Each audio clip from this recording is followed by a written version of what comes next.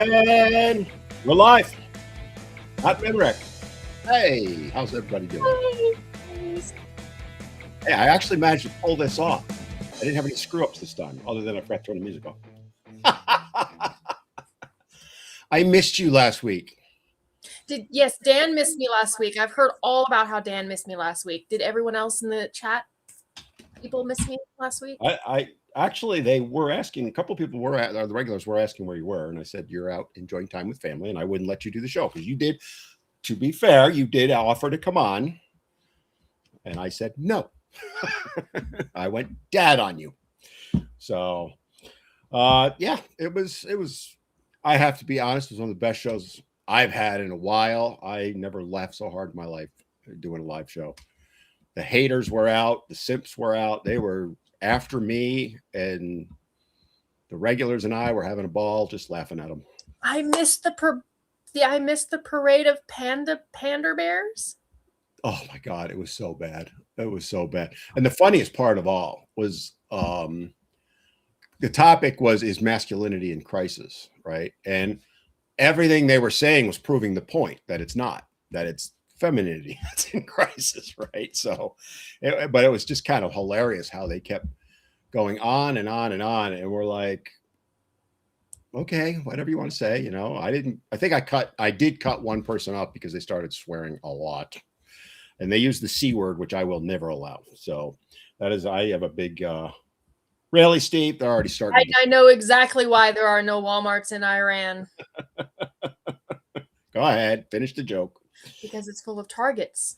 Yes. I mean, that's an oldie. That they used that one for Iraq in the 90s.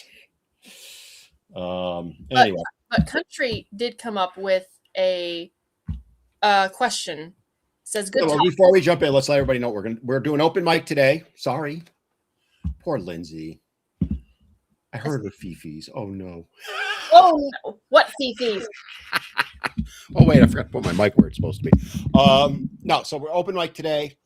You guys get to ask us any questions you want, any topic you want us to cover within the realm of men's issues. Let's not get too far into politics because that always ends up happening. But we can touch on a few subjects, which I think we're going to kind of sort of right off the bat. So now go, Lindsay. All right. Country, whom we love and adore, says, a good topic of conversation. Is there a reason that the justice system is so blind to women committing crimes because they view them as stupid toddlers, or do the courts just not care what women do and use their hormones as an excuse? We actually touched on this on the podcast that Dan and I filmed yesterday with... No, it's...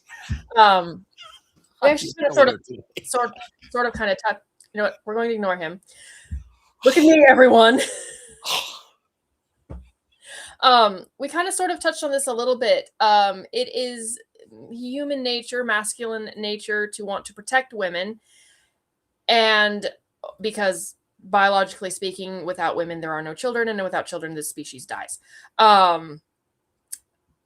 And because of that, I feel like women have weaponized the, oh, well, I'm just a girl. I can't do any harm. And it is somewhat human nature, or at least masculine nature, I think, to want to give women the benefit of the doubt. Mm-hmm. And then here I am going, nope, burn her to the ground, put her on a stake and burn her, because I'm a female and I know that tendency to want to give women the benefit of the doubt has gotten us into quite a bit of trouble, especially in recent years, because women should be held accountable. You cannot sit there and say that we are equal to men if we are not equally culpable of accepting consequences for equally horrible things. And the big one being recently, and I started talking about this because I've been working on a project for a year and a half now, which is all of the teachers, nurses, daycare workers, the list, different jobs that are female that are being caught doing unspeakable things to children, right? Young boys and so on. And I'm working on it. I'm going to be doing a video. It's probably a month or two out because I wanted to get 18 months worth of data, but in that time, there has not been one day, not a single day that I haven't gotten, because I have notifications set up through various ways, that I haven't gotten a notification that another woman was arrested, right? And it's not just SA or R, it's child abuse, all that stuff, right? But when you start looking at that and you realize, and the reason my point is it's not to put women down, it's to highlight that predator is a predator. Who cares if they're male or female, right? The paradigm is let's blame the male ones and wood chippers fall on them, right? But we don't, we excuse the female ones, to your point, right? What you were saying. We want to protect them. Well, why are we protecting them? And it's that's the biggest one I see. Domestic violence is another one.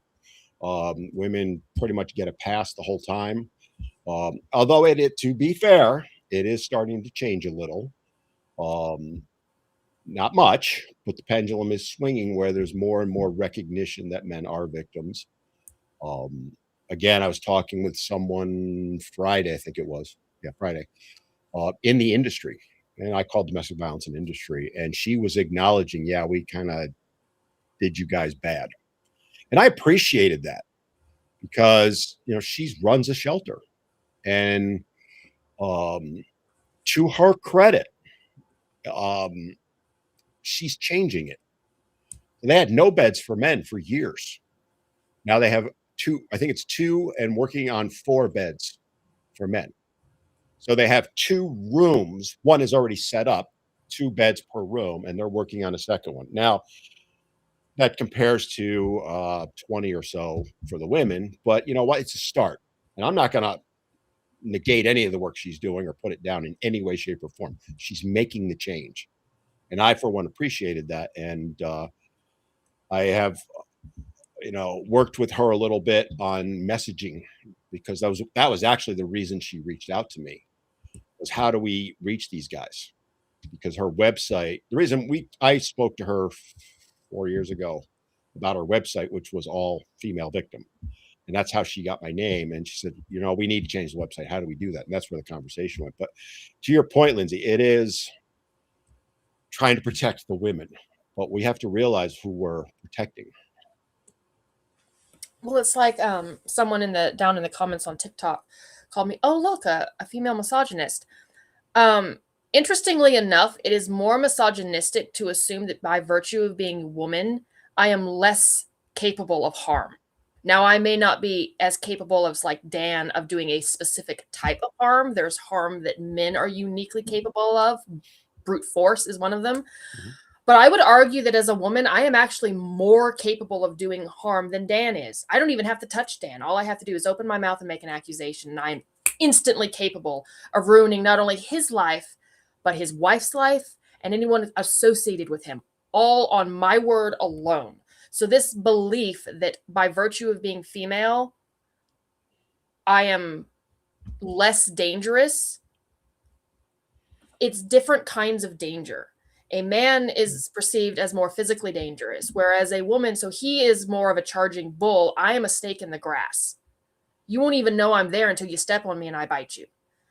And Go ahead. so that kind of behavior, exactly, that commenter in the thing is calling me a misogynist because what I am doing the opposite of misogyny. I am sitting there saying that no, women are just as capable of men of being horrible, vile, terrible humans, just like we are just as capable of as men of being good humans. We are, this is the key word, we are both human. And that's the key point, right? And that's why I was saying a predator is a predator. Who cares if they're male or female, right?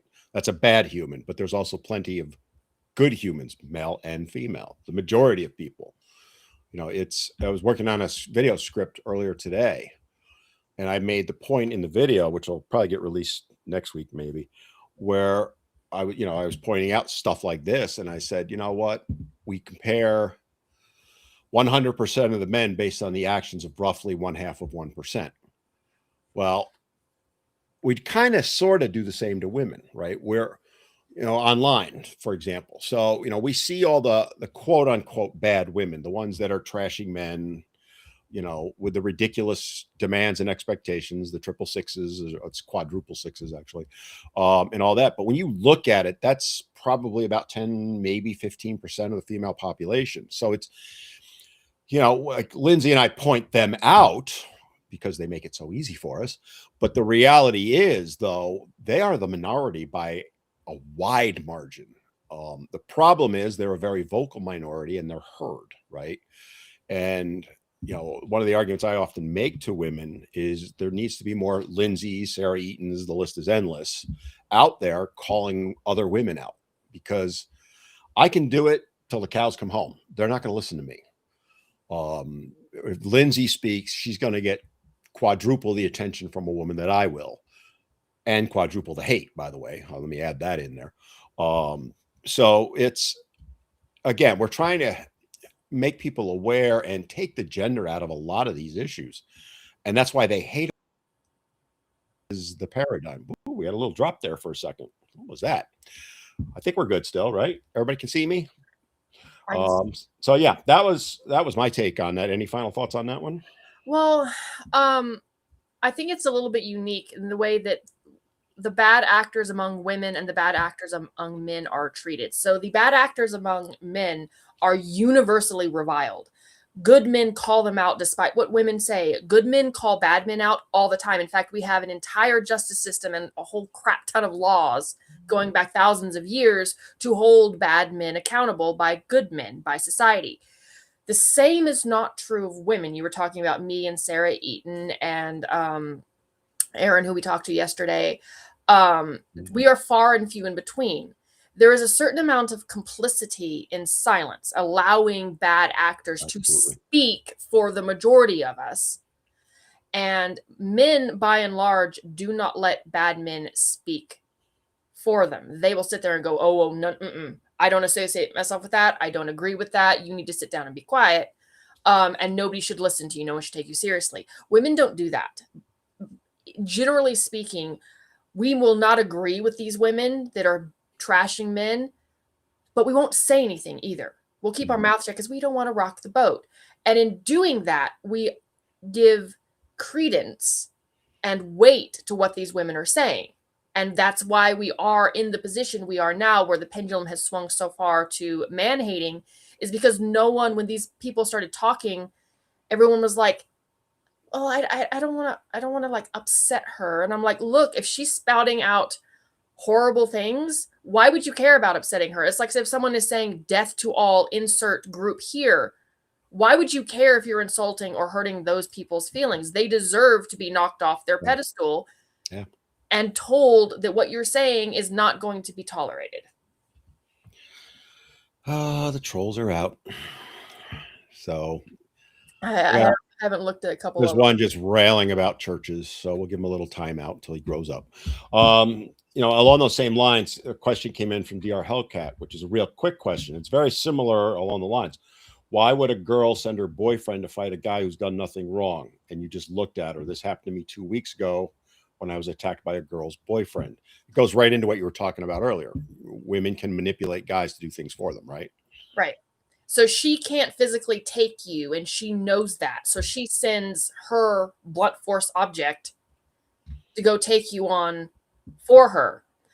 And it doesn't, in that gentleman's mind, to be fair to that gentleman who probably came after you, she probably spun some horrible yarn about how horrible you were so that he felt justified in doing that. Women have been doing that.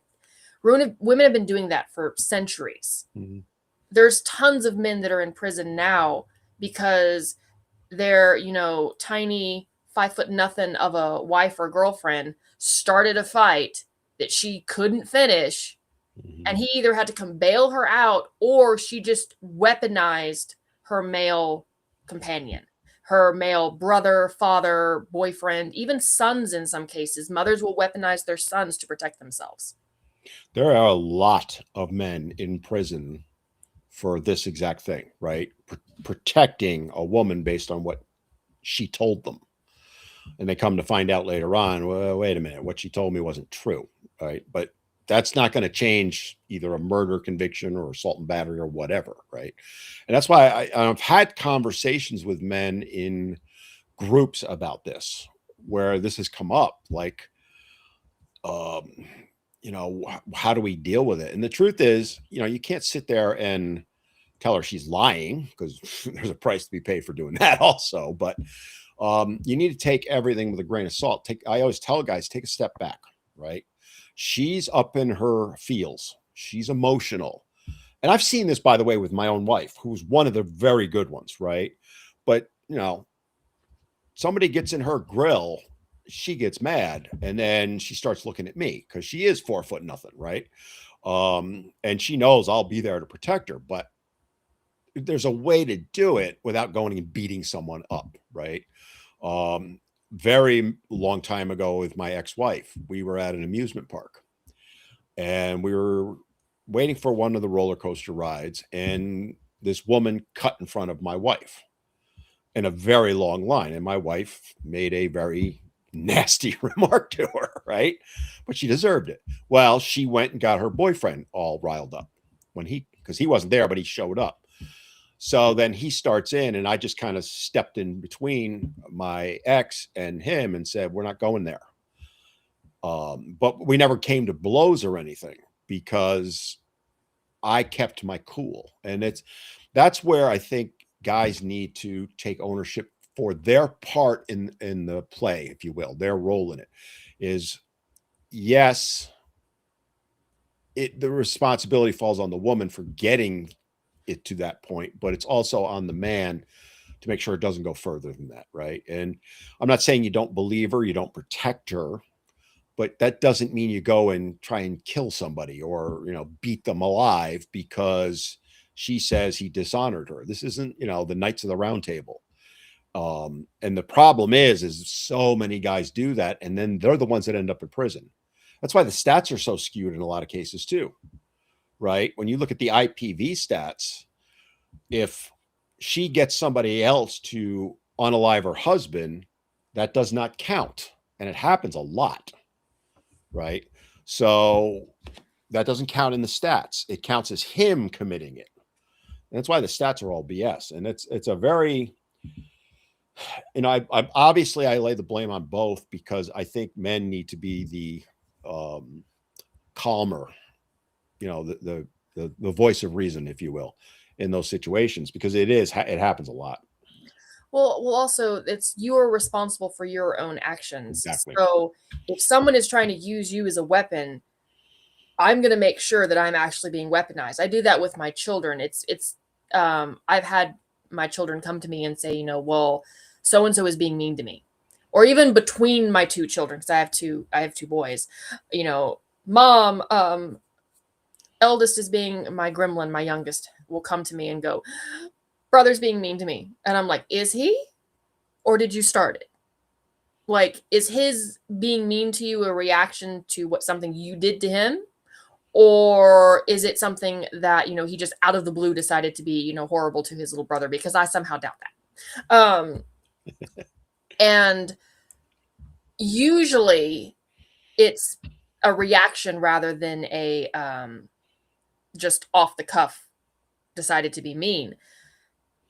And so if you get involved with that, the same thing is true. Like, make sure that you're actually protecting her and not enabling her. Because in many cases, the men who get in trouble and pay the price for women, they didn't protect them. They were enabling them. There's a big difference. Yeah, there is. And it goes back to voice of reason, which is what you're talking about, right? We have to understand there's two sides to every story. And yes, you want to believe your significant other, to use a term, but you also need to understand that sometimes emotions override reality. And it goes both ways. It's not just women doing it. Men do too, right? I mean, think about road rage. Some guy just got arrested for shooting at somebody over a road rage incident. Really? Now he's looking at 10 to 20 in prison because somebody cut him off in traffic. Really? Now, I'm not going to say there haven't been times I've been cursing somebody out, But I'm not going to pull a gun on somebody because they cut me off in traffic. I mean, that's just ridiculous.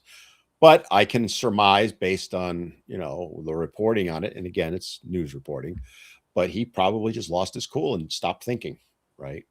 And it happens. And I get that. That's human nature, but that's where collectively we need to take a step back. And it's both men and women with that. All right. Next question.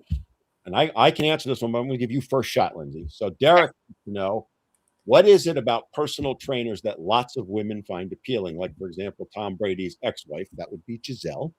Right after the divorce, no, it was before she was cheating. Started dating her jujitsu instructor. So I am a personal trainer, so I can give very much an answer on this, but I would much rather let Lindsay go first. Whether women realize it or not, biologically, we look for the man who can provide the most for us and to protect us. So that is why physical trainers or, anything like that gets a lot of the attention. For example, my husband looks like a big teddy bear on the surface, but as Dan can attest, he is large and he is also in the military and is an expert marksman, according to the Air Force.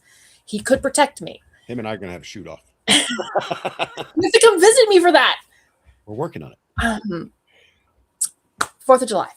Anyway, but I am not coming to Texas in the middle of summer. Anyway, like that's one of the big draws for why, women will go and they will do that is they see its protection. I saw someone down in the comments say that her husband was neglecting her. And why?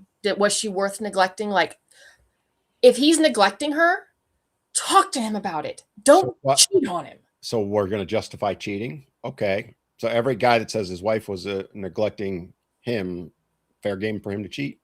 Like, that's fair. Like, if she's neglecting him, his needs, if she's... There you go, guys. Just say you feel neglected. You're good to cheat. And you're good to cheat. And that is sex, by the way, because that is an absolute emotional need, whether women say it or not. So if justification for her cheating on her husband is he's not fulfilling her emotional needs, well, men experience emotion through the medium of physicality. So therefore, every woman who's overtold, I have a headache, I have a headache, I have a headache, my back hurts, that is justification for her husband to cheat. Good to know. You know who says things like that? People who women who cheat. Yeah, women who cheat. So let me kind of give you my take on this as a personal trainer of 40 odd years. I think there's a couple dynamics with it, and it's not necessarily physical. A lot of people just assume it's physical. It's not.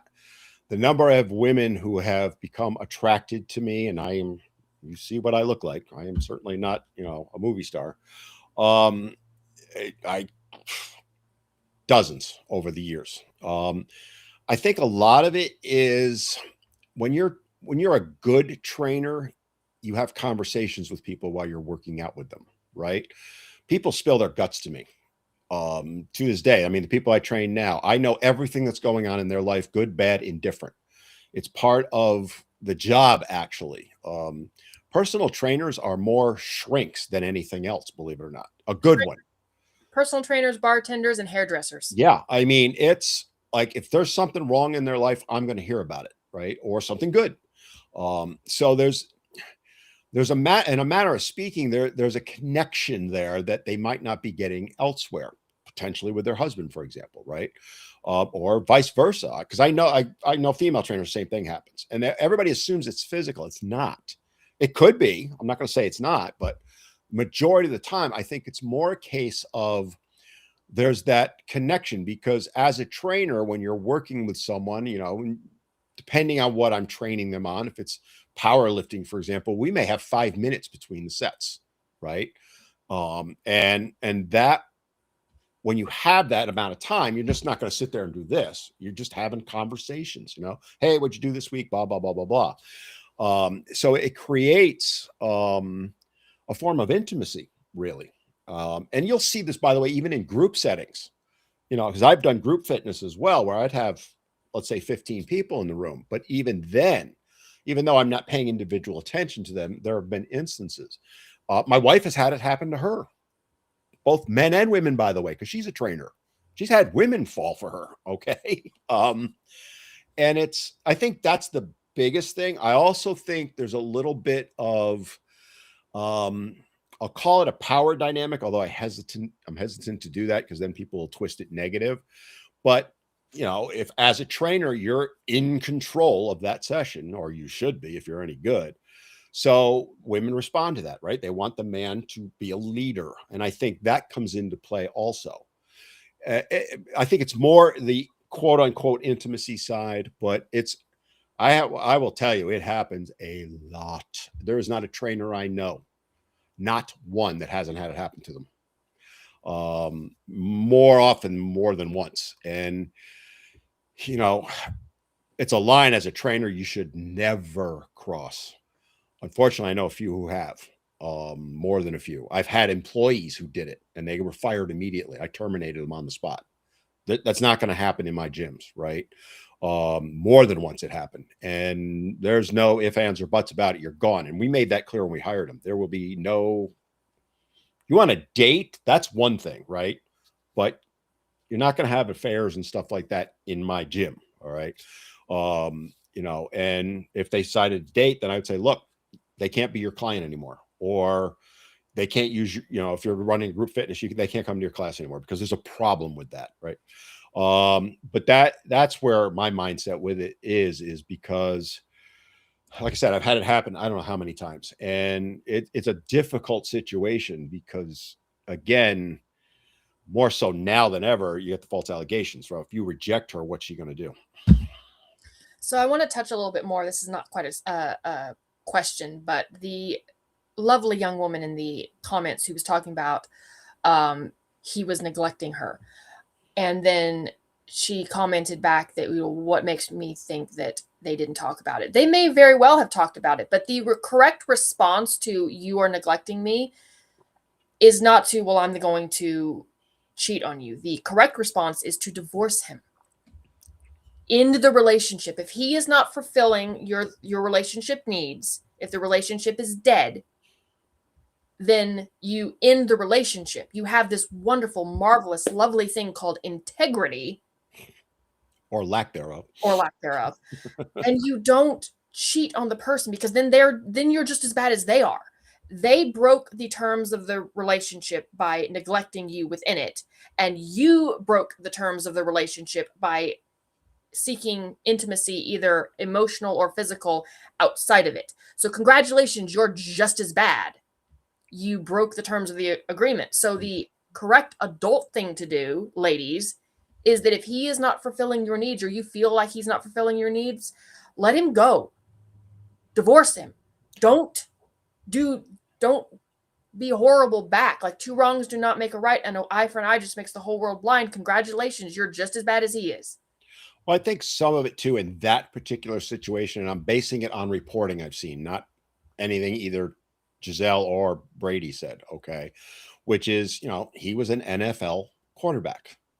People do not realize the dedication they have to have.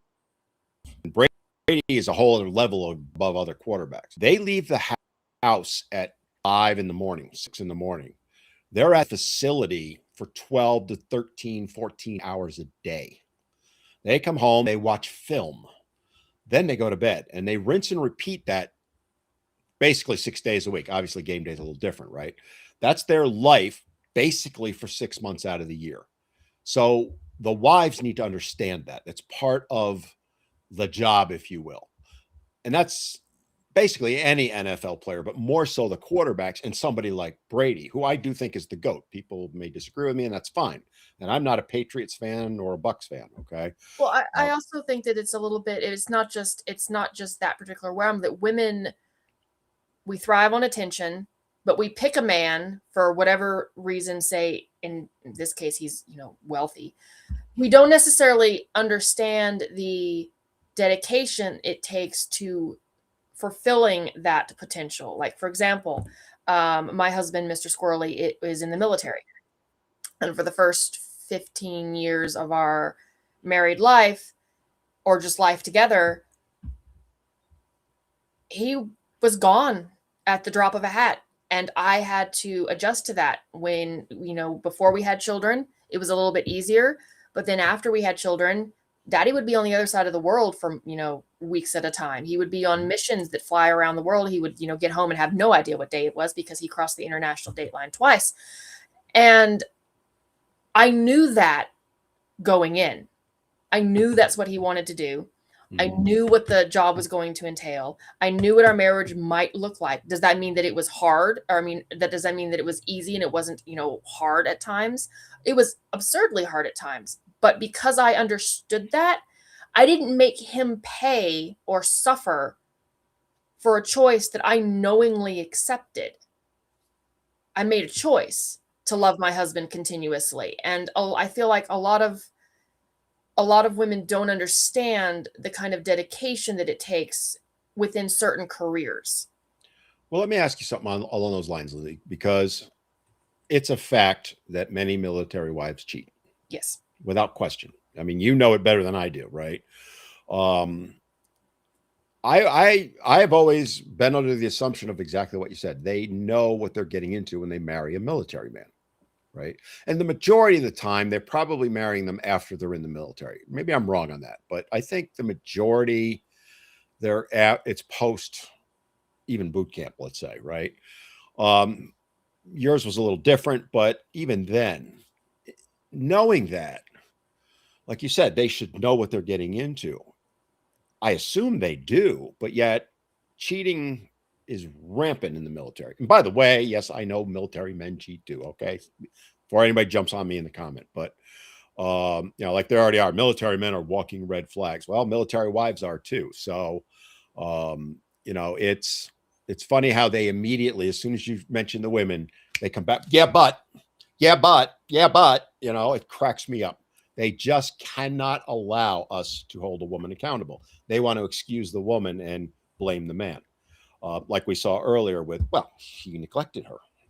But it's interesting. The question I have for you is, how do they justify in their minds the cheating then? Because they should know what they're walking into, right?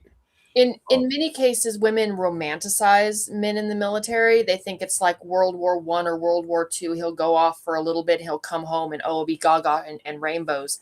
And it's also selfishness. It's attention. It's, you're not paying attention to me. You're not giving me the attention that I think I need. Meanwhile, like in my husband's case, Mr. Squirrely bends over backwards for us.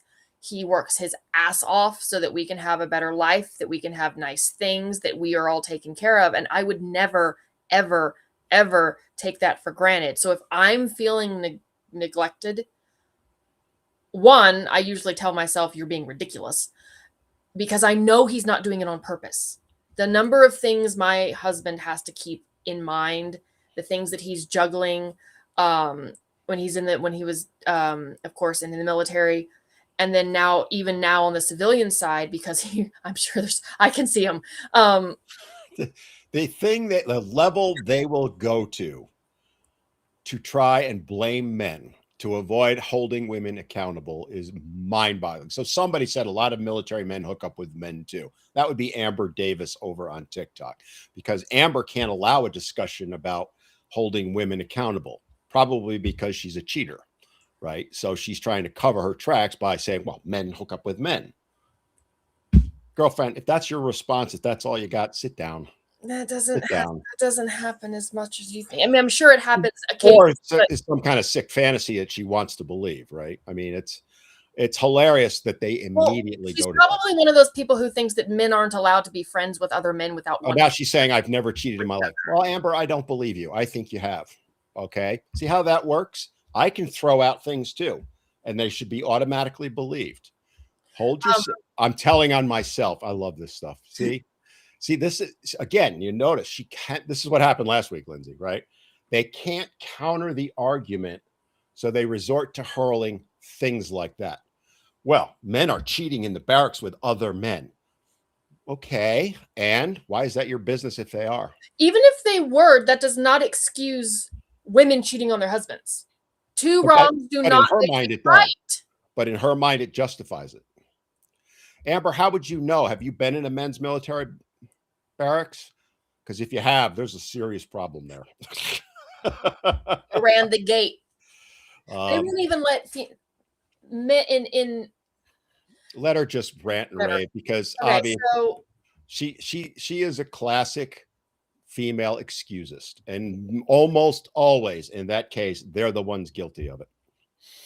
Go so on. what I was saying about my husband is that if I do feel like I'm starting to like you're not paying attention to me, um normally I tell myself, okay, slow down for a minute because I know I know he's not doing it maliciously. By the way, the same thing has happened to me when I get caught up sometimes in my advocacy and whatnot. There are times when my husband will come to me and say, "Hey, you know, you've been really distant lately. You haven't been paying attention to me and the boys. Can we have you back, please?" And I always feel guilty when he tells me that because it was never my intention to neglect my family. It's just sometimes you get tunnel vision. And, you know, so it goes both ways. And in many cases, I will see a woman sit there and say, well, he's emotionally, he's neglecting me. He's not doing all these things. And in my experience, typically the woman checked out first. So she stopped doing something for him. And then I'm purposely not looking.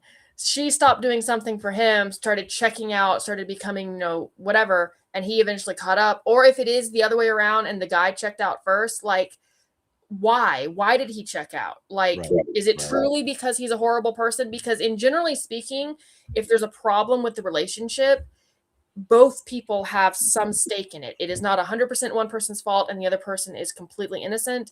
Sure. I'm not saying it's 50-50, but it might Oh, be, you know, 40-60 or 30-70.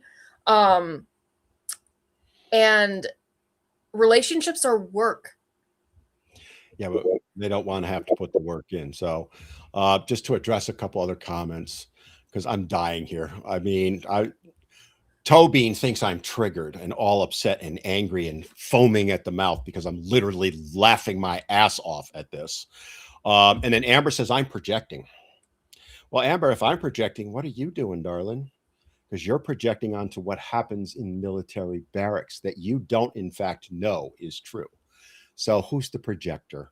And I'm done with her. So you know, it's just funny how they just have to go there. They cannot handle accountability and responsibility, and that's what they go to. All right, so have you been watching YouTube for questions? Because I've been I've on gotten a TikTok. couple of them. All right, go to the next one if you've got one. Thanos Thor made a comment. He said, nice name, by the way. Change the current laws that favor all women and you will change society and how they behave. Easy problem solved. You can throw all the logic at it you want. Words mean nothing, never have. Well, that's what we were kind of talking about earlier, is that it is the male biological prerogative to defend women because, as I will always come back to this, without women, there are no children, and without children, the species dies. So men are biologically wired to protect women for that reason. And that's why we have a whole bunch of laws that protect women. The problem is that you cannot, on one hand, scream equality for women, and then sit there and go, except when it comes to consequences. You're either equal or you aren't.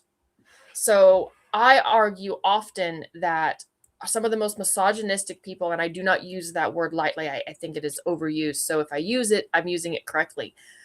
The most misogynistic people I meet are feminists and other women who want to excuse our behavior and or lessen the severity of our consequences by virtue of the fact that we're female. I'm like, well, then that makes you a misogynistic witch, because your belief that by virtue of our, you know, genitalia being internal rather than external, that somehow makes us more or less human or more moral or ethically superior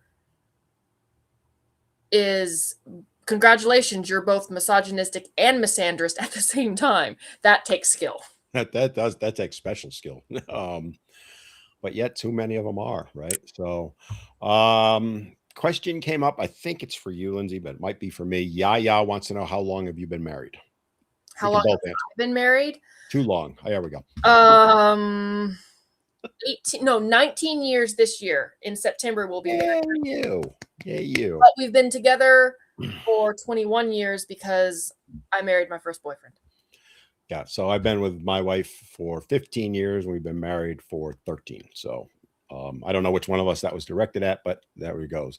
And then Toe Bean just is so desperate for attention. He's a lonely little simp boy. He says, I'm very emotional for a man. Because men aren't allowed to have emotions. Meanwhile, he's spewing hate and vitriol, trying to get his emotions and attention, and defending men cheating. We never defended men cheating.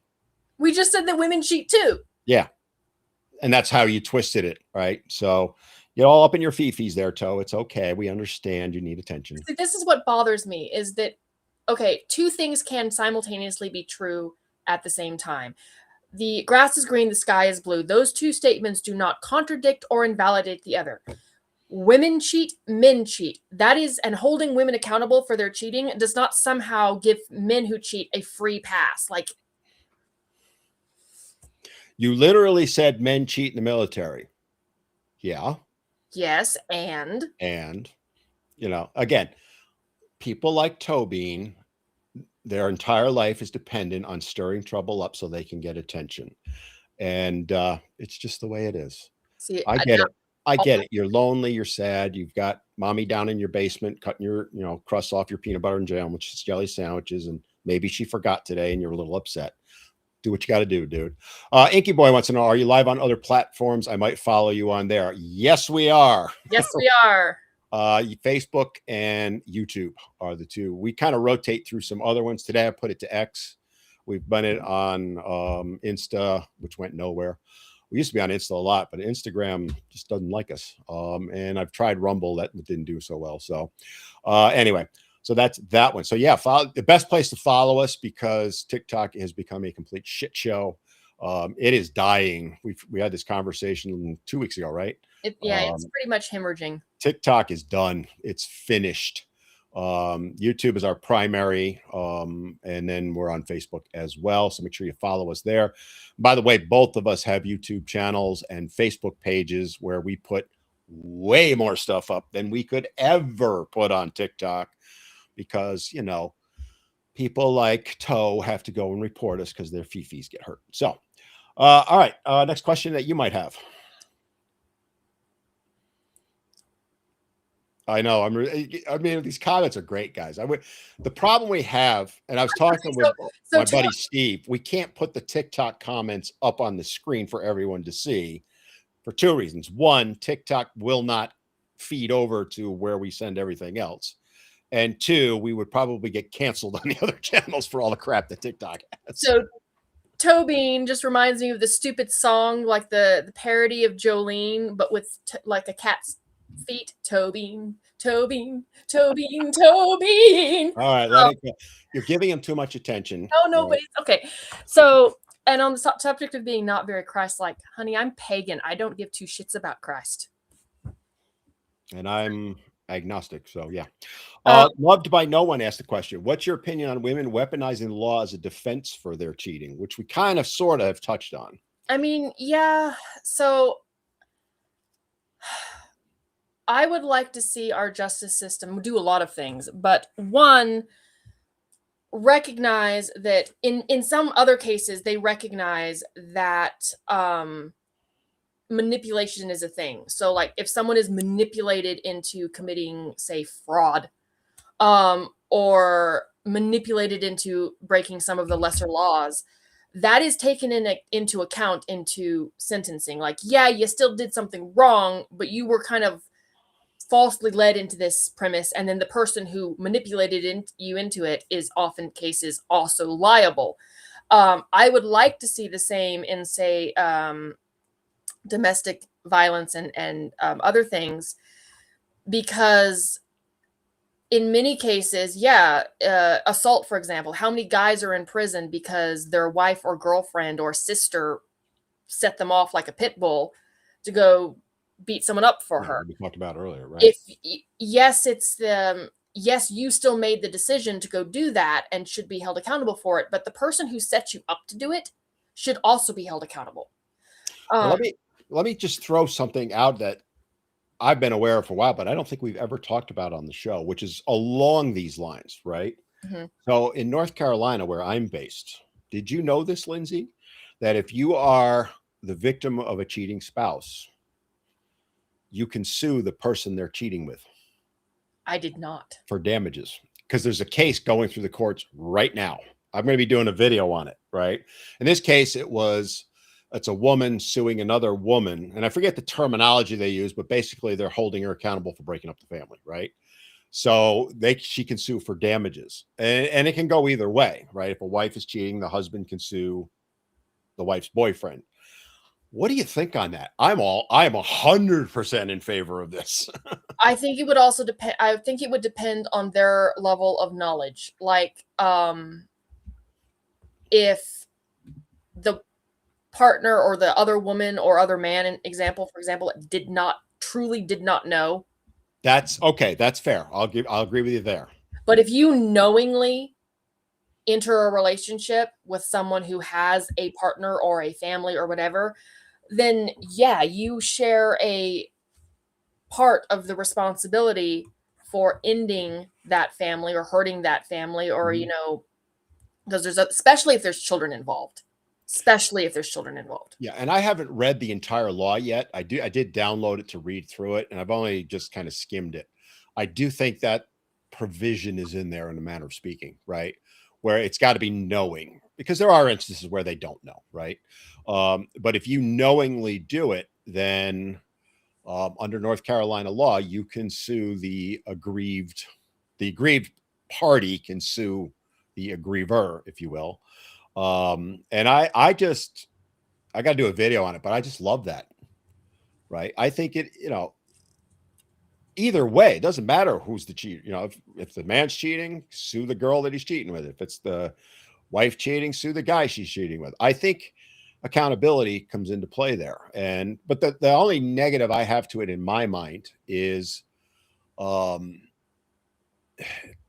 a lot of times cheating is short term, Mhm. like one and done type thing.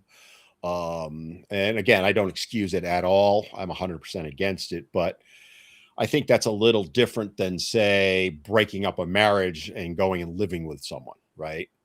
Um, to a degree, I mean, it's degrees, I guess is what I'm putting it. But again, I have not read the full law yet, so it may be in there in some form, and I just haven't seen it yet. And I'll be doing a video on it. But I just love that thought because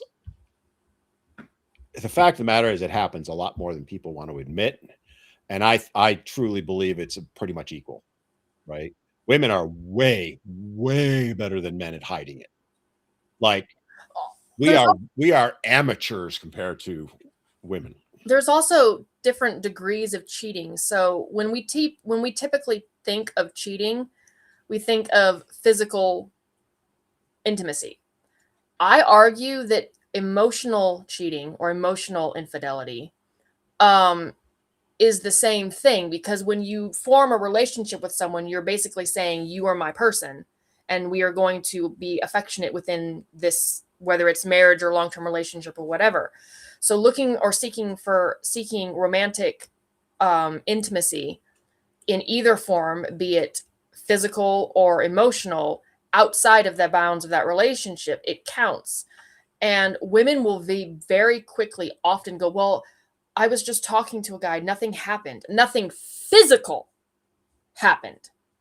But which you were cheating. You were cheating in your heart because you were giving all of your attention, all of your emotional emotional intimacy to someone else outside of the relationship. And when you look at it that way, I am so sure. I see. He's so angry. Look at him turn red. Well, Koala, let me clue you in on a little something there, darling. One, I'm red because I'm being treated for skin cancer. Okay. I have to put a cream on my head every single day, which turns me lobster red. but you are wonderful going and making an assumption and then making a false allegation. allegation based on it. There you go, people. There's a false allegation for you right then and there. But I will go. This is the one of the many hills that I will stand I and love fight it. on. Is that I love it. when you, I just, they are so ignorant and so ridiculously moronic with how they go. They body shame. That's body shaming, first of all. Okay. he has Second of all, she knows this nothing about me or what I'm dealing with. Right. But she jumped to a conclusion and made a false allegation. That's why I say there's false allegations by the millions being made by women. Okay. There's one of them, people. There's a perfect example of it. Because I'm not angry in the least. In fact, I'm laughing my ass off, if you notice. Sorry that I'm a little red. I can't help it. I could say the name of the cream. It's fluorescent. I can't, even my doctor couldn't say it. Okay. And by the way, the stuff is extremely toxic to dogs. That's why you won't see the puppies today, because I can't be near them. But yeah, it's hilarious. Yeah, I'm blushing. Okay. Sure, darling. Anyway, go back to your thought. I'm sorry. my thought. Once we add in emotional infidelity and recognize that it is just as pervasive, I argue that women cheat more than men. Well, let me ask you this, Lindsay, because along those lines, because let's use you and I as an example, because we share things, right? We talk, but I wouldn't consider what we just converse even remotely close to an emotional affair. We might vent on each other, right? About things. We haven't done it as much lately as we have in the past, but it's usually stuff like dealing with TikTok. Like that was probably the one thing you and I dealt with the most. You know, we either a ban or we, had to deal with something. And yeah, emotions are flowing from both of us. That to me is not even remotely close to an emotional affair. What would you define it as? To me, it would be if you're, I'll give you my line in the sand, if you will. If you're talking about anything to do with your existing relationship with someone else, that's my line in the sand. So if I were to talk to Lindsay about a problem I had with my wife, that's a no-go to me. So from a woman's standpoint, if I were to go to any man and talk about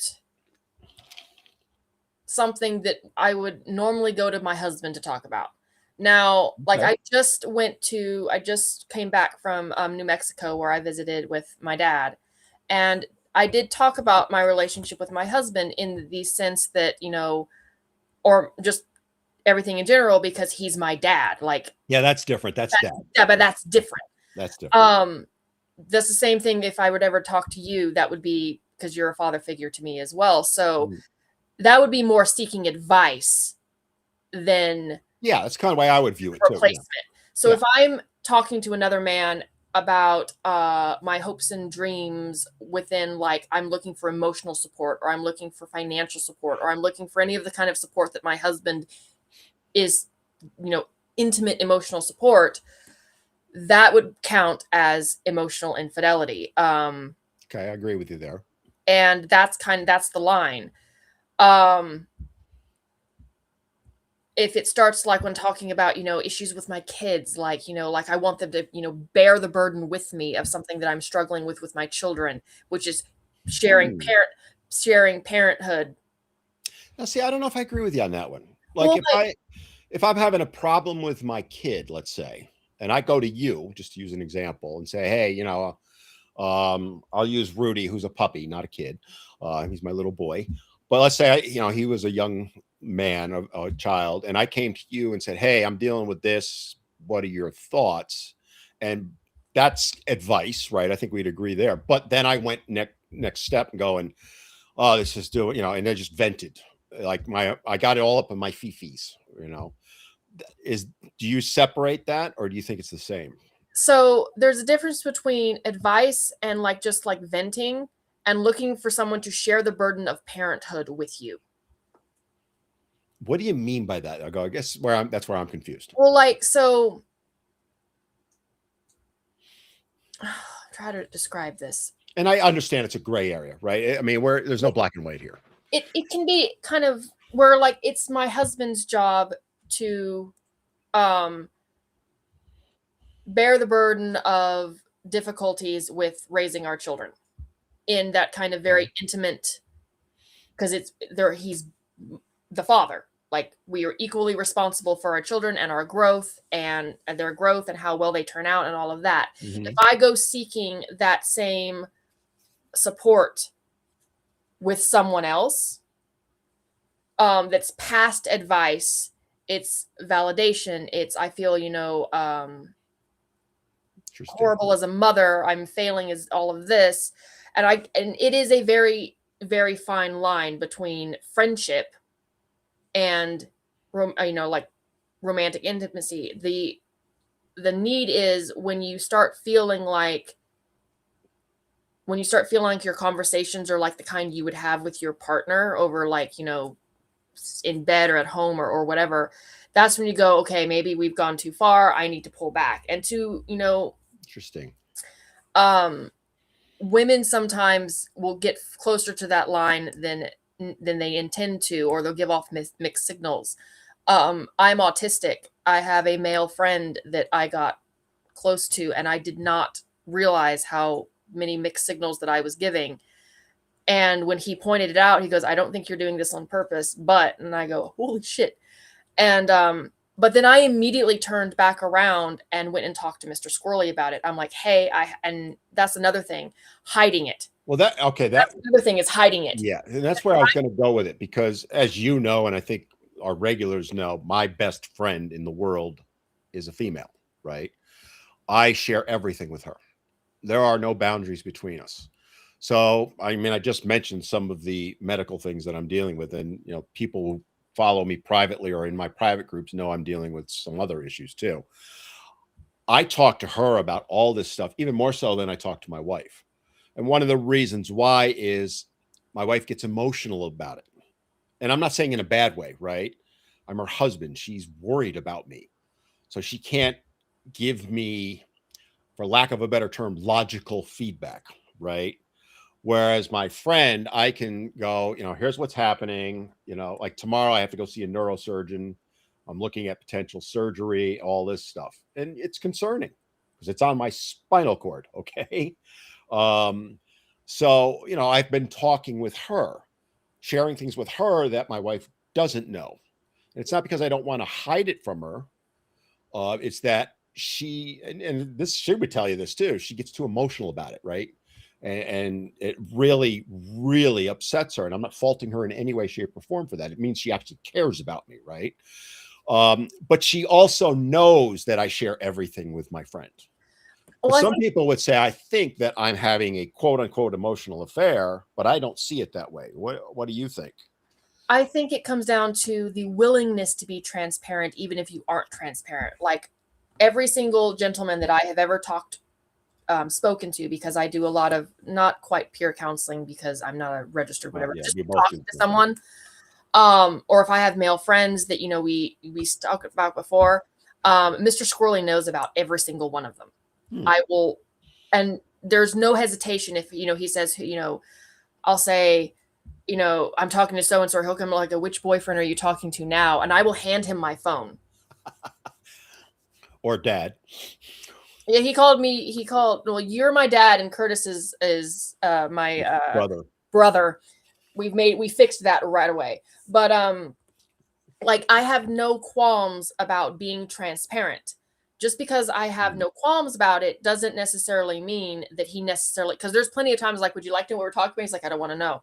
And my wife does the same when I'm talking with my friend. So it's not that he doesn't know because he decided I don't want to know.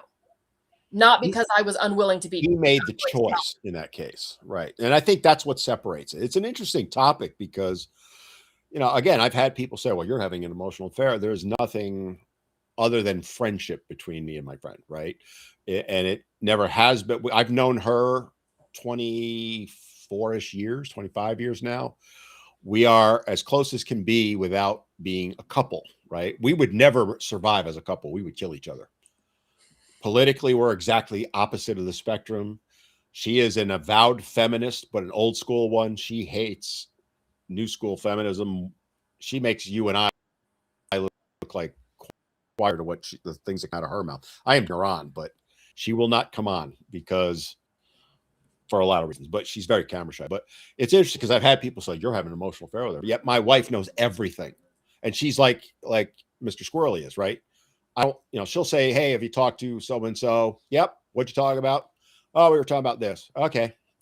Right. Another time I'll say to her, hey, I talked to so-and-so today. Yeah. And so what, I don't hide anything. If she wanted to see the conversation, she's more than willing to. She's listened in. And there's been times we've talked on the phone. My wife's sitting right next to me. Right. See, I think that's what separates it. It's when you're hiding it. Another where I would go is if you start talking about bedroom stuff, because I think somebody mentioned that in the comment, that's a big no-go, right? Or, you start telling each other you love each other. Now, love as a friend, I mean, I have friends that I love, right? But that's totally different. I think that's what separates it. But it is a slippery slope because, it can go from platonic to non very quickly. And that's, it's interesting how to just kind of explore that whole dynamic because everybody wants to make it black and white, and it is as gray can be, I think. So Steven, I'm a therapist, and my experience has taught me that infidelity is never about sex. It's about the other person is giving you something that's lacking in your marriage relationship.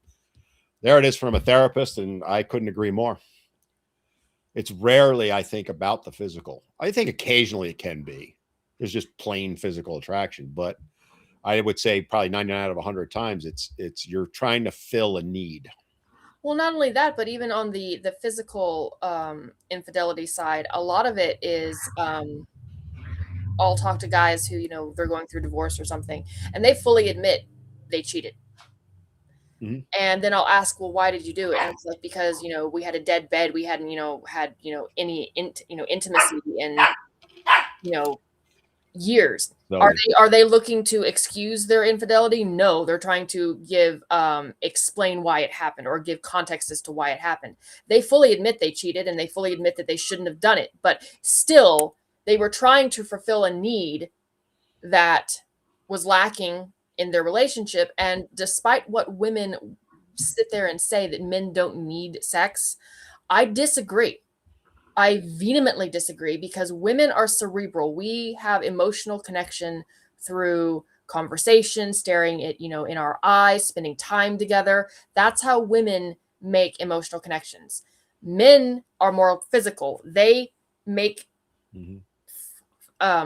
emotional intimacy through the medium of physicality. My husband tells me all the time, just hugging me is, he'll come up and just pick me up and hug me.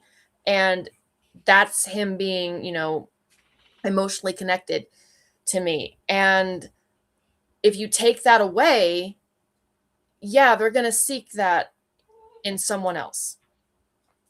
Yeah, it's like Steve just said in the comments over on YouTube. I have mixed feelings about your friendship, Dan. I know it's platonic, but I wouldn't blame your wife if she objected. If she objected, I wouldn't do it.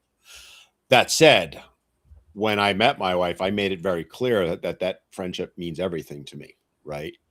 I wouldn't be where I am today without her. I wouldn't be where I am today without my wife too, right? I mean, but it's totally separate. It's, and I get where people are confused by it because so many people believe a man and woman can't be friends without some sort of sexual component. I completely disagree with that. I have present company on the screen with me is a very dear friend that I care about. There's nothing sexual between us, never has been, never will be, right? So that's the proof right there.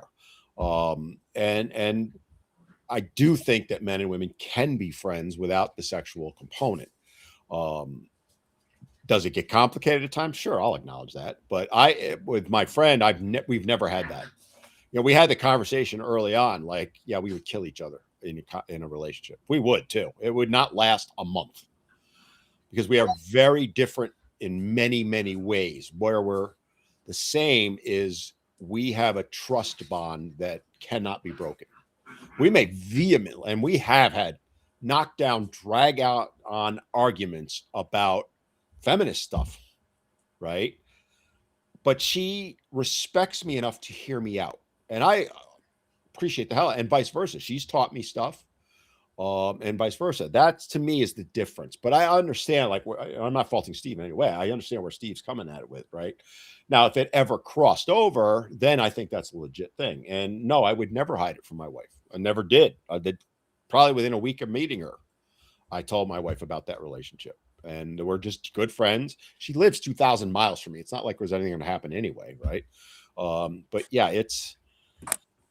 I think it goes back to the belief that a lot of people have that men and women cannot be friends without some sort of sexual component. And I vehemently disagree with that. And living proof is looking at you right on the screen.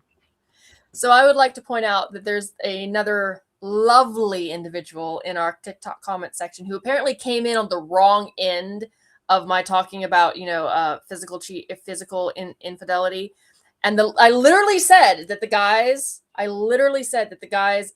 who do it flat out admit that they shouldn't have done it and they knew what they were doing were wrong. I was simply trying to add context. And she said, and I quote, "Wow, I've been asking for years for needs that don't get up. Guess it's okay to cheat."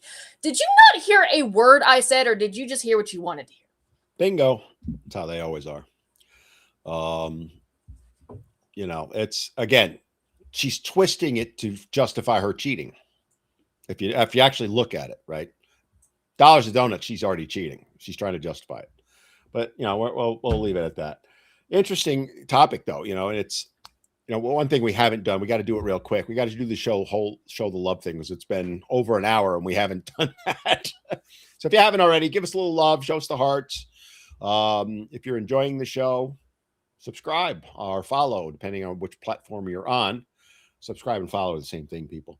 I had somebody fighting with me about the difference between, because I usually say in my videos, subscribe. And somebody on TikTok was pissed that I didn't say follow. I'm like, really? That's the hill you want to die on? Really? People. Anyway, so yeah. So anyway, that's that. All right. Let's move on to another topic or question. You got anything, Lindsay, real quick? No. I like the shirt, sir. So for those of you that remember, that's my magpie.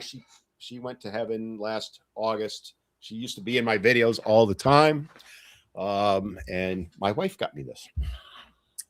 Actually, I'm going to duck out for just a minute. I have to go mom real quick. I will be right back. Do we get to hear? Oh, no, muted. I'm going to. Oh, darn. We love that. All right. So let me kind of just go from there. I actually been paying attention more to TikTok than YouTube. So let me jump over there. And by the way, guys, I would love to hear your comments on the friendship thing, because I do think it's a genuine, really good topic, because I think there's a lot of misunderstanding. And I truly appreciate, I think it was Steve, who's the therapist, jumping in on that, because, it's infidelity crushes people. And I've been the victim of it. My first wife cheated on me. And when I found out, I don't know that I changed, and I don't think I've ever, not recovered, that's not the right term, but ever forgotten it and how it made me feel. I guess that's it. Anyway, so if you've got other topics you want to jump, yeah, everybody wants you to leave the volume on, because we love hearing you yell. That one time you did it and forgot, that was like the best ever. Miss Sweet Innocent Little Lindsay went full mom. All right, we got about 20 minutes or so, guys. It's open mic, so if you have topics, questions, don't get too personal with them. Comment on the cheating part. Okay. The idea that men and women cannot be friends without there being some kind of romantic thing, I think is actually a detriment, because then it creates a false dichotomy where women, especially or men especially, this happens to men more than women, is that if men are constantly told, well, men and women can't be friends without there being some kind of romantic thing, then if a woman is friendly towards him, he goes, oh, well, she must be interested in me. That's a valid point. Really good one there, Linz. You're right. And I've seen that quite often when I have had quite a few of examples of this when I'm talking to guys, because I'm in men's advocacy spaces. I'll get questions that start to be a little bit flirty, a little bit romantic, and I always open a new communication with, I'm married, right? Or if they ask me a question, or like I have to ask my husband or something, whatever, to let them know, hey, I'm married. I am not this is not this. And the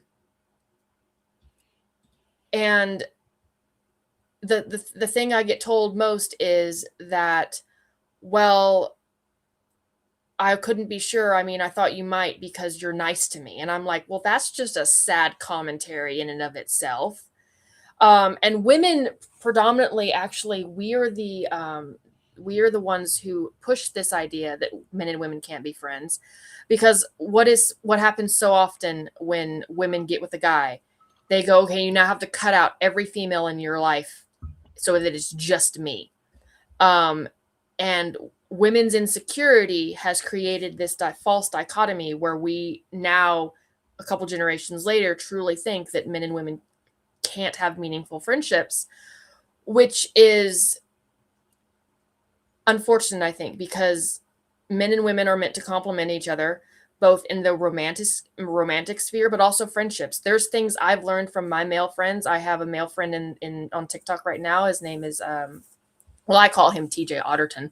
I know who you mean. He was in the comments earlier. A logical thinker. And I learn things from him. He learns things from me. There is no romance there at all. And that's an interesting point right there, Lindsay, right? That's what's missing in the communication gap, right? Is having that type of feedback, right? Which, like I have with my friend, and I have other female friends too, that will, some of them watch my content. Like one in particular, she watches my content and she'll go, "Oh, Dan, you're full of shit on that one." Okay, why? And I get her feedback. She can do it without spewing the hate and emotion. We don't always agree, but I hear her out and it gives me feedback that I value, right? We're friends. I think that you're nailing it right there. Is not having that is a problem for both men and women.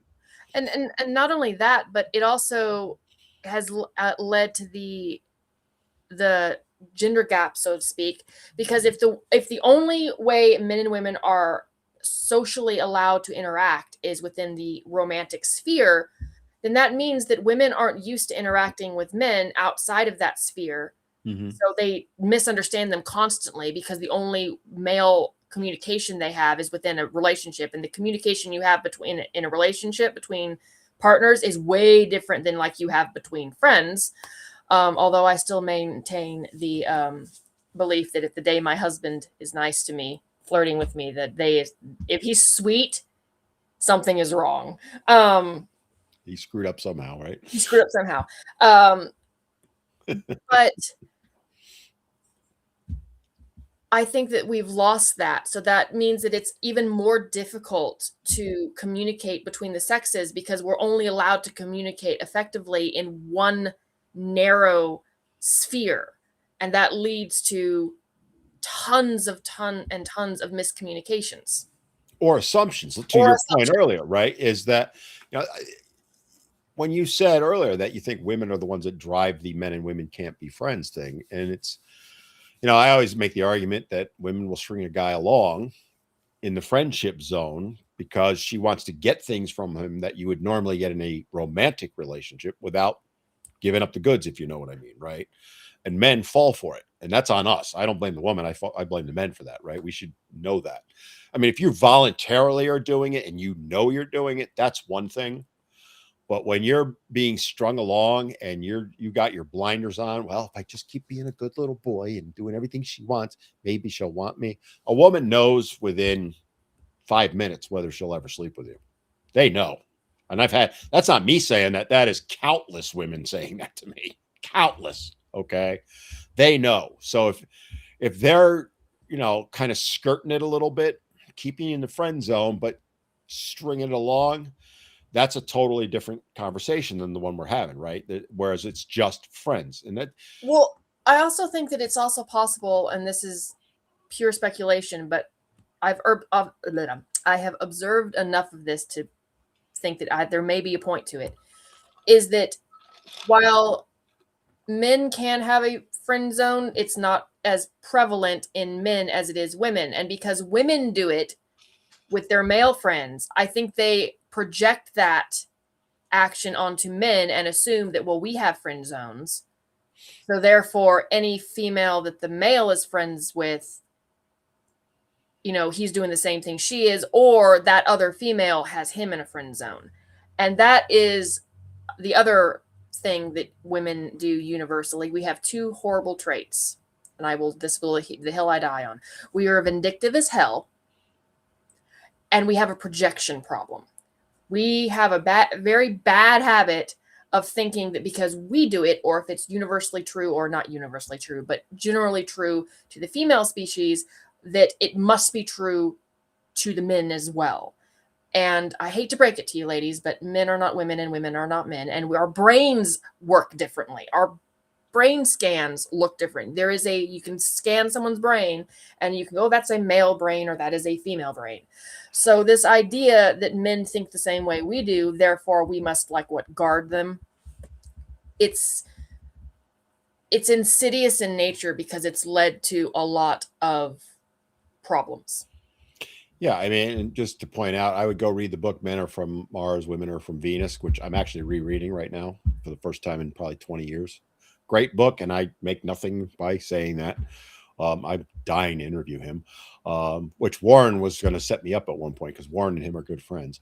I got to reach out to Warren again. See, I'm just triggering things. I mean, it's Dr. Warren Farrell.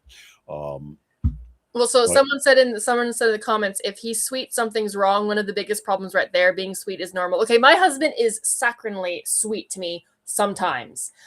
But we've also known each other for a very, very long time. And the day he's actually nice to me, like Hallmark nice is yeah.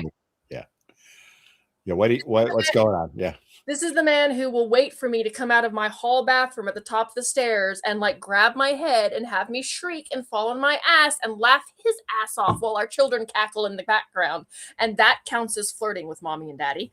I will also spray him. He came up behind me and did the whip thing with the towel.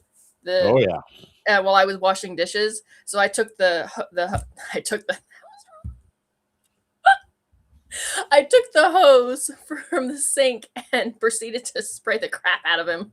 We ended up having a water fight in the middle of the kitchen. That counts as flirting for us. Yeah, I do that with the hose on my wife sometimes outside. But yeah, it's interesting. So, all right, we got time for some more questions. Let's see. Steve just asked, did I watch the Oprah stream with Scott Galloway? No, I have not. Can you send it to me, Steve? Because I wasn't even aware of it, to be honest with you. Steve is awesome. He sends me lots of stuff that I check out. And it's funny, Steve, just so you know, side note for everybody, and I'm going to do a shameless plug if I may right now. Lindsay kind of alluded to it earlier, but Lindsay and I recorded a podcast episode where we were guests on Circle of White Light with Alan's the one that runs the podcast, but Erin was on with us. She's a terrific woman. That podcast has been released. It has gone live. So if you go look up Circle of White Light, I believe it's on Rumble. I'm not sure on YouTube. Rumble. I think it's Rumble. Check it out. We had such a good time, didn't we? We're going to be on there again. We'll probably bring them on with us at some point. But it was we covered a lot of topics similar to what we're talking about now. And it was interesting because we heard both sides. And it was funny afterward we got done with it. Because what was funny was we were talking about accountability at one point. And I was basically holding the men accountable. and the two ladies, Lindsay included, and Erin, were like, what are you doing? It's like, no, wood chipper them. We were talking about Harvey Weinstein, right? And I'm like, yeah, wood chipper, legs first, make him know he's alive while he's doing it, right? And they're like, what? It's very interesting podcast. Please go check it out. Give them some love. Again, it's Circle of White Light. I know it's on Rumble. I'm not sure if it's on YouTube also. And I'm trying to remember Erin's channel. Steve, help me out on that. Or Lindsay, if you know which one it is. I can't remember, but I'm blanking and I feel horrible that I am. Check her out also. Steve, I know Steve will know it. So Steve, drop it in the comments. And everybody's jumping on saying Galloway is so out of touch. I'm not a fan of Galloway at all. I think he's another Tate, to be honest with you. And you guys know I don't like Tate. Interesting though. I got to say this about Pearl. I'm noticing a flip on her Really? lately. Little bit better, not great, but a little bit better. She's being more forthcoming, shall we say. They want to know if it'll be loaded to my YouTube account. I will probably do shares on my YouTube account. I got to watch copyright. I think they would give me permission to load it to mine, but I don't like doing that to other creators because then people watch it on mine and they don't get the credit, the hour watch, and the money. So I'd rather you go watch it on their channel. So that's that. All right. What you got to, I know you're reading comments, so go ahead. Someone said that unless the woman is a men's type of advocate, they shouldn't be friends with them. I disagree. I think you should actually, because, well, first of all, I'm a big proponent of diversity of thought is the only diversity that matters. You can have wildly different ideologies or beliefs as long as you are respectful enough towards the other person and allow them to have a differing opinion or view or belief. You can be friends with them. I actually have a long-term friend who is, believe it or not, a feminist. Now she's more old school than, the ones now, just like Dan's friend, although she's from my generation. The elder millennial, I maintain that there's two different kinds. But she respects me enough to hear me out, and I respect her enough to hear her out. And if we're going to argue with each other, we're going to argue the facts, not attack each other. It's the same thing. I have friends that are have wildly different religious beliefs than I do. My best friend in where I live, my best female friend, is a staunch Catholic. I'm not Catholic, and we can discuss world religions or her religion or whatever, and not attack each other or not say, well, you're stupid for not believing what I believe, or you're not. And if you only ever surround yourself with people with whom you agree, guess what? While she's yelling at the kid. Yes. Thank you, Steve. Far From Eden is where Ellen Miller's from. So go check out Far From Eden. I know she featured one of my videos recently, and I'm not plugging her because of that. I'm plugging her because her channel's fantastic. She does a lot of really good content, and I think she's geared more towards women than men, but she's trying to help women understand men, and Erin was fantastic. I had such a good time yesterday with her and with Lindsay, and it was just funny how they were kind of ganging up on me at one point, but in a good way. We were, it was a lot of fun. But it gets to Lindsay's point, right? Which is having that diversity of opinion. Like I said, my best friend is a old school feminist, old school, burned her bra in New York City back in the day. Okay. And she and I have had many debates about various things. I turned her on the wage gap because she was a big believer in the wage gap until this is no joke, 20 years ago, we had a very long conversation over probably 4 pots of coffee about the wage gap. And I turned her on it. She finally saw the light. Was very respectful. I'm not going to say we didn't get heated at times, but we were never angry at each other. We were angry at the topic, right? She's convinced me on some things. And that is what's missing across every spectrum right now.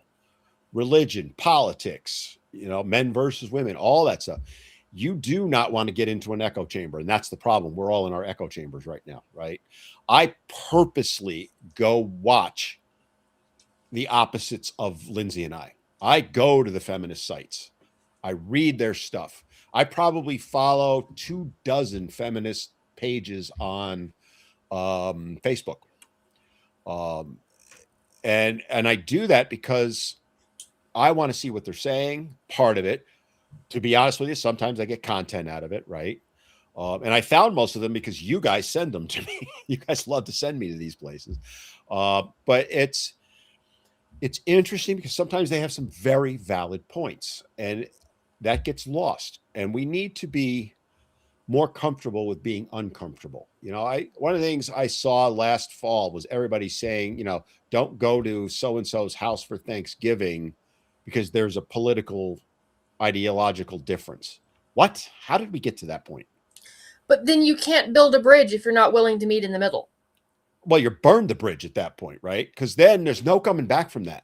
If you tell, let's say it's, a family member or your family, I mean, I don't know how many videos I saw, but let's say, just for the sake of argument, I'm not going to go to my family's Thanksgiving because I believe this and they believe that.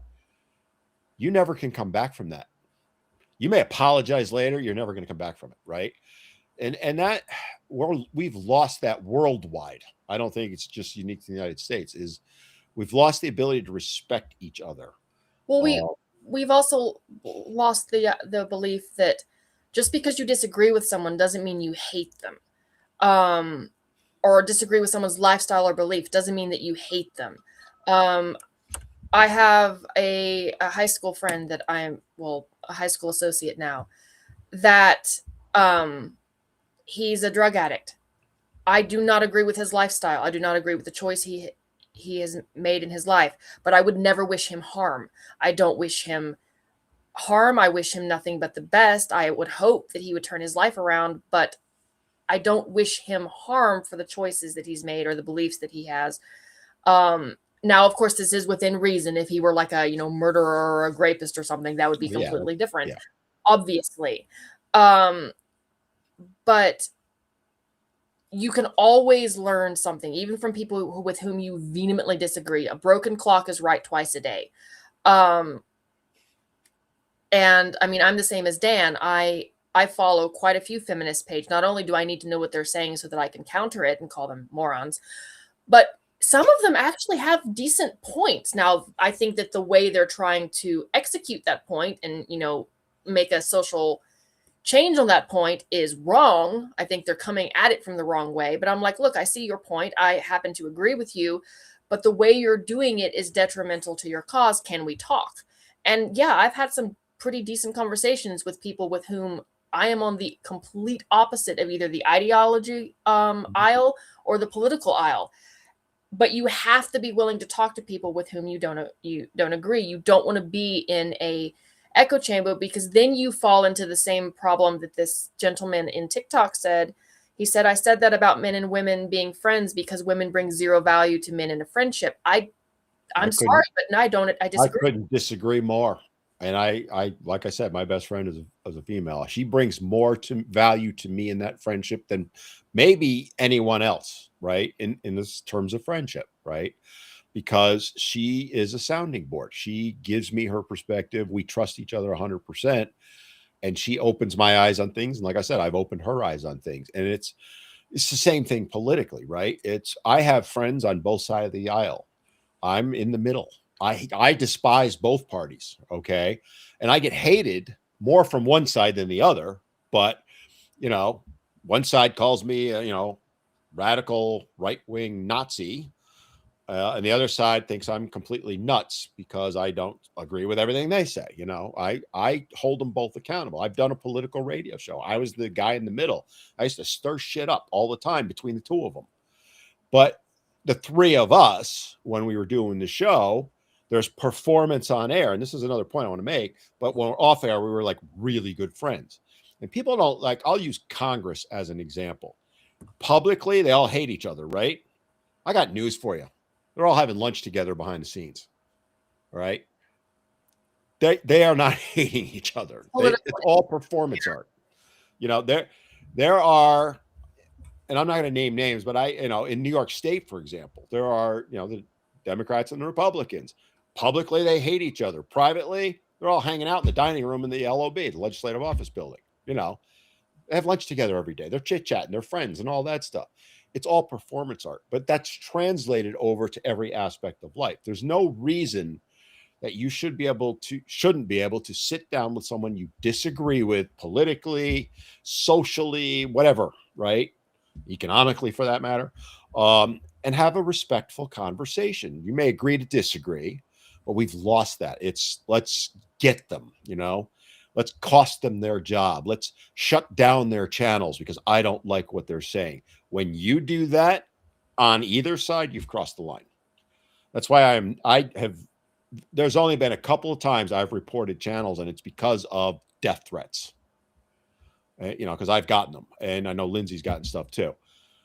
Other than that, I'm not going to shut any channel down. I don't believe in that. And there are channels out there that I know are very bad, but it's not my place.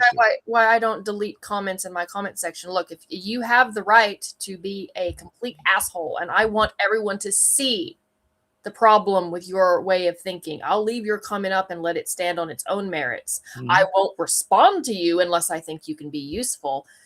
But yeah, the number of comments I've deleted off, say, YouTube, count on one hand. And those were ones that were not even directed at me. They were directed at other people in comments, and they used certain words, the C word being the big one for me. If you use that word, you're done. You're off. All right, we are out of time. So real quick, let me plug that podcast again, Circle of White Light. It's up on, I just actually pulled up the email while you were chatting. It is on Rumble, and it is live now. So look up Circle of White Light on Rumble. You'll see Lindsay and I, Aaron Miller's on there, and Al, the host of it. We had a really good time. We talked for a little over an hour. Really good chat on that. And if you're watching these channels, you're probably on one of my channel or on the Boy Meets Squirrel. Make sure you follow me, follow Boy Meets Squirrel, and to follow Lindsay, go to Squirrel Girl 1988 on YouTube and just plain Squirrel Girl on Facebook. Wrap it up, Linz. Bye, guys. See you next week. No, I'll see you next week. Yes, I'm off next week.